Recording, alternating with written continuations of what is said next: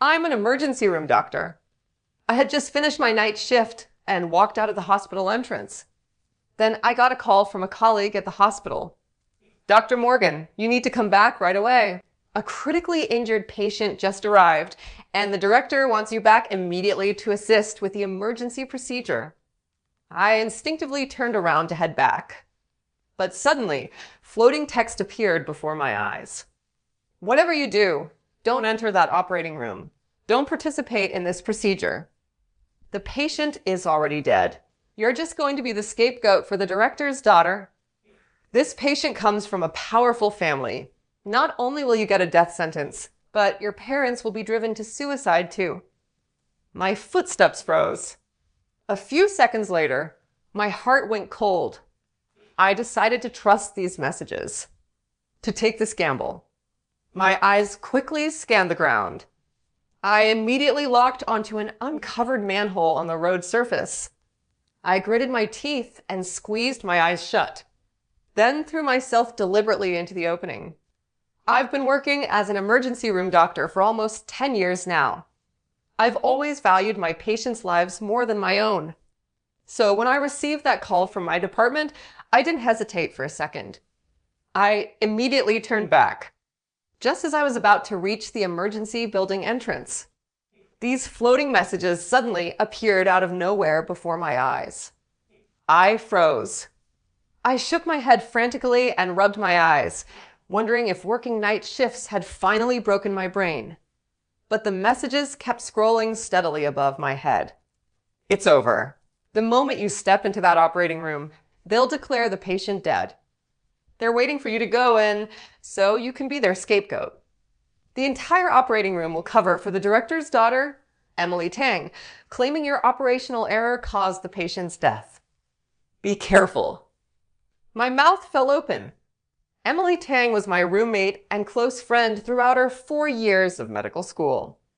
Why would she choose me as her scapegoat? Countless questions swirled through my mind. I didn't know what to do. Just then, I heard passersby nearby discussing a car accident at the intersection. Did you see that Bentley with the 8888 license plate that went into the river earlier? The owner's already been sent to the emergency room. Looks like someone important. At that moment, my phone buzzed twice. Messages from Emily Tang. Morgan, where are you? Hurry up. Pre-op is ready. We're just waiting for you. Move it. I'm waiting for you at the operating room entrance. Seeing these 3 urgent messages, the blood in my veins practically froze. Could there really be such a coincidence? A patient with serious connections and Emily frantically urging me to get to the operating room. Thinking calmly about it, this was supposedly just a routine emergency. The emergency department had so many doctors on duty. What reason could there be that specifically required a doctor who just finished a night shift to rush back for surgery? Thinking about it this way, the floating messages seemed highly credible. Once I put on those scrubs, from that moment on, I'd become a lamb led to slaughter. The patient's death would be entirely blamed on me. Combined with testimony from all my colleagues, I wouldn't be able to clear my name even if I jumped into the ocean. I didn't dare think further. The more I thought about it, the more terrified I became. Looking at Emily's messages, I didn't reply immediately. Almost 10 minutes had passed since I received the notification. I quickly made a decision in my mind. Since the messages said I would be framed, then I'd take this gamble. As long as I didn't appear in that operating room, no one could frame me. My eyes quickly scanned the ground. I immediately locked onto a spot in front of the emergency building, an uncovered manhole on the road surface. I pretended to hurry toward the emergency entrance. As I approached the opening, I gritted my teeth and suddenly shut my eyes, then threw my entire body into the manhole.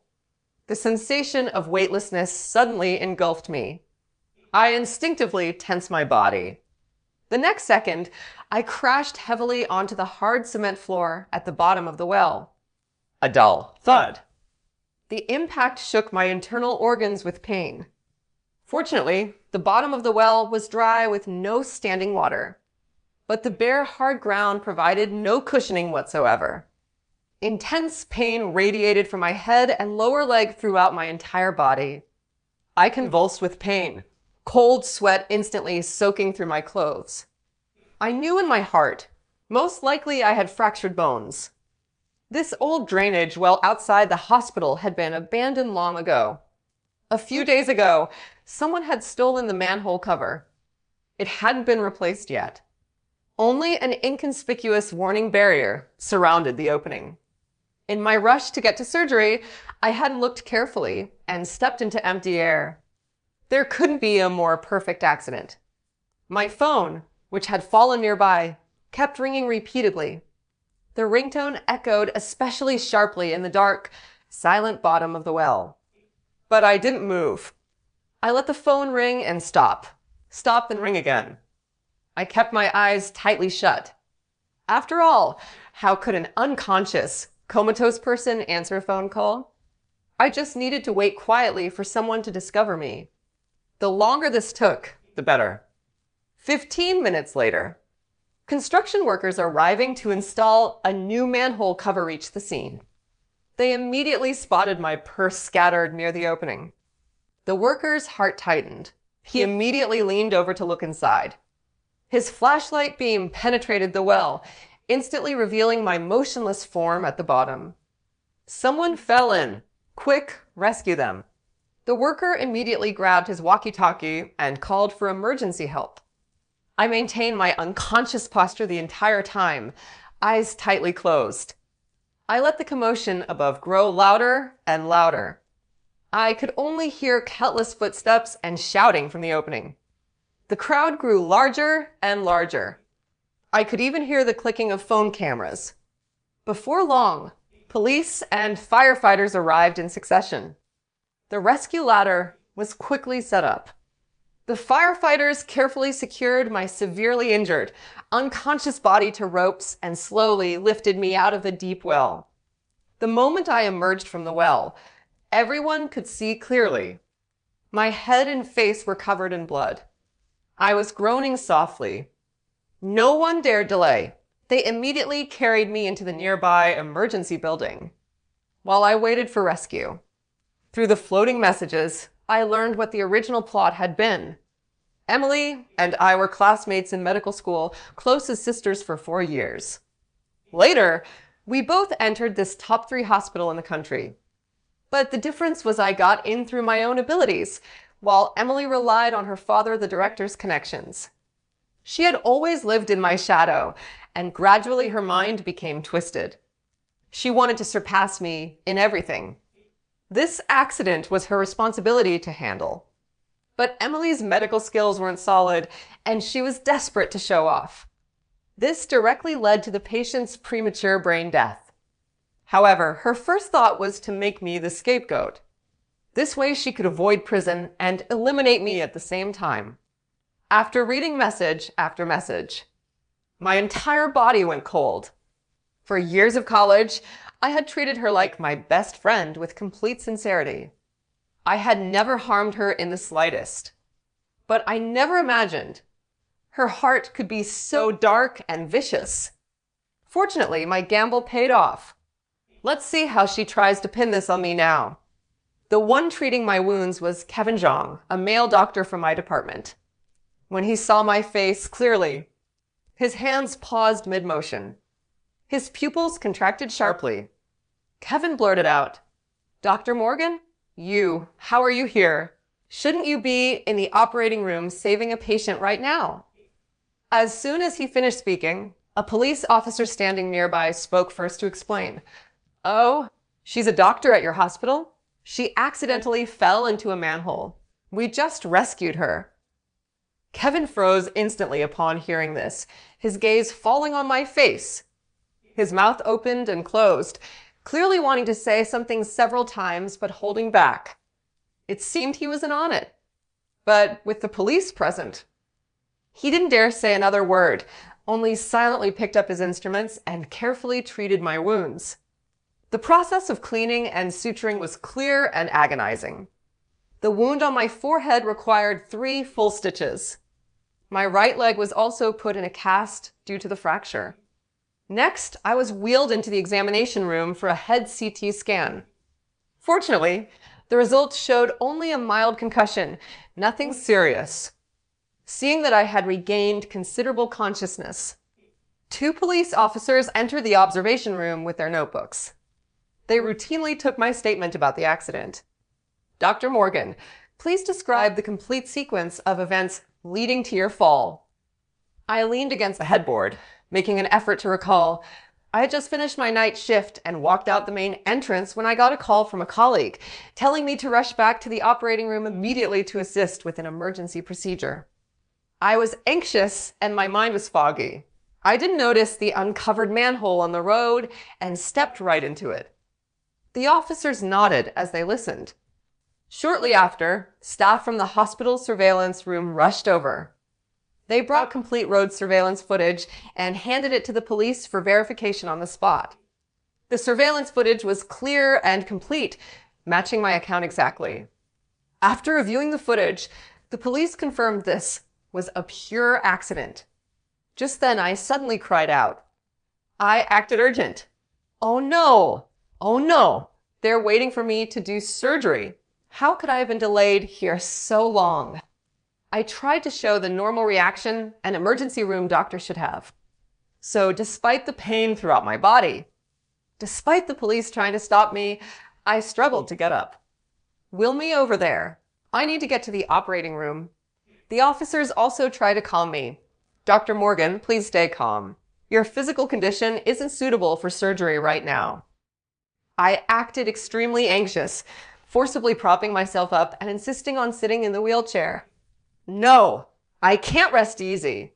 I have to go check. Everyone couldn't stop me. But when I hurried to the operating room entrance, the atmosphere there was already deathly silent. A mass of patient family members surrounded the area, crying hysterically, completely breaking down emotionally.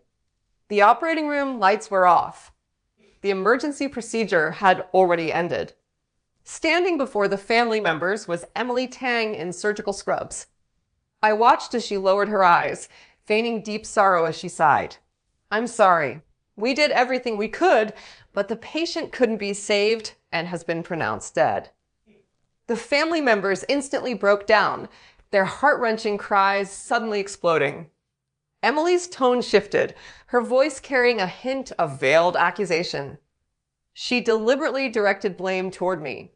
Actually, there was a good chance we could have saved his life, but unfortunately the lead surgeon, Dr. Morgan Bennett, made repeated errors which led to.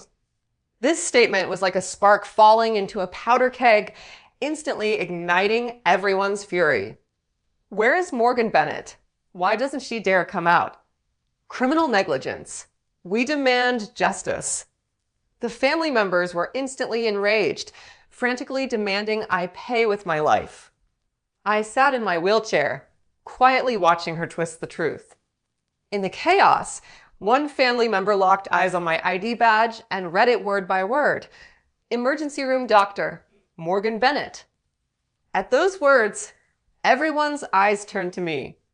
The patient's wife had been collapsed on the floor sobbing, but upon hearing this, she instantly lost control. She scrambled up from the ground, eyes bloodshot, and charged at me like a madwoman. It's you. You're the negligent one who killed my husband. She grabbed my collar, her nails digging deep into my flesh. The violent pulling sent waves of intense pain through my right leg. The surrounding family members swarmed forward, completely out of control, shoving, cursing, one after another. Quack doctor, criminal negligence. You killed someone and your conscience doesn't hurt? She must pay with her life. My fractured right leg left me with absolutely no ability to fight back. I could only grip the wheelchair tightly, enduring the intense pain and sense of injustice. I tried desperately to explain, but each time my voice was drowned out by the chaotic cursing. It wasn't me. I had nothing to do with the surgery. I wasn't involved in the emergency procedure at all. But my defense seemed pale and powerless before the furious family members. Standing at the back of the crowd, Emily Tang watched coldly as I was surrounded and attacked by everyone. A vicious smile played at the corners of her mouth. "Morgan Bennett, you still want to make excuses at this point?" She feigned deep anguish, raising her voice. "You caused a medical accident, and instead of taking responsibility, you deliberately faked a fracture. I think you're just trying to evade accountability." These words completely sealed my guilt. The scene spiraled completely out of control. In the chaos, a young man roared, "Faking a fracture? Huh, I'll show you fake." Before his words finished, he violently kicked the side of my wheelchair. The unstable wheelchair instantly tipped over. I lost my balance and fell onto the cold floor. The family member lifted his foot and used all his strength. He viciously kicked my right leg that had just been put in a cast. Excruciating, bone-piercing pain instantly swept through my entire body. I couldn't hold back anymore and let out a piercing scream. I convulsed on the ground from the pain. Hearing the commotion, the police and Kevin Zhang rushed over. The officers quickly pushed into the scene and shielded me behind them. "Stop! This is a hospital." The patient's wife stepped forward and grabbed the officer's sleeve. "Officer, this doctor was criminally negligent. She killed my husband. You must arrest her and put her in prison." Accusations rose one after another. Everyone was convinced that I was the culprit behind this medical accident. Only Emily Tang, seeing the police, reacted with confusion at first. Clearly, she didn't know what had happened to me outside. The lead officer's gaze swept coldly over the noisy family members. He asked clearly and pointedly, "You're saying that Dr. Morgan Bennett just made an operational error in the operating room and killed the patient?" The family members didn't even think before immediately responding in unison. "That's right. It was her." Upon hearing this, the officer let out a cold laugh. How absurd! He then pulled out his phone from his pocket and held it up high, pointing it at everyone present. "Then you'd all better take a good look at what this is." After seeing what was on the phone, Emily Tang's pupils contracted sharply, the color draining from her face instantly. The family members' expressions changed dramatically, and the entire scene fell silent.